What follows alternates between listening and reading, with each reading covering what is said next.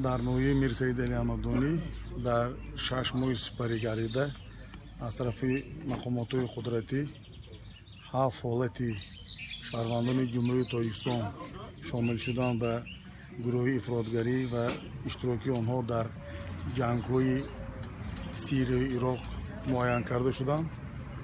7 нафар шаҳрванди ҷумҳурии Тоҷикистон ноҳияи Мирсаид Али Амадонӣ ки нисбати ин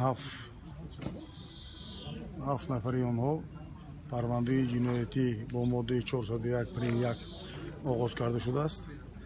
чиқеле ки шумо қайд кардед, аз байни 7 нафар 1 нафари аз инҳо шаҳрванди Ҳамадонӣ донишҷӯи курсии якум дар Федератсияи Россия дар шаҳри Иваново таҳсил мекард. аз ҳамон шаҳри Федератсияи Россия баромада ба Сурия рафтааст. Ном фамилияи чӣ буд? Аз кадом беҳод? Чӣ хел рафтааст? аз рӯи ахборотҳои ворид гардида маълум карда шуд ки шаҳрванде ки чӣ хеле дар боло қайд кардаем донишҷӯ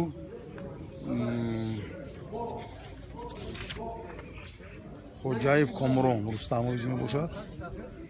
соли таваллудаш 1 январи 1994 ҷамоати диёнати Меҳнатобод дар факултаи муҳандисӣ механикии академияи давлатии хоҷаи қишлоқи Ивани Федератсия дохил шуда буд.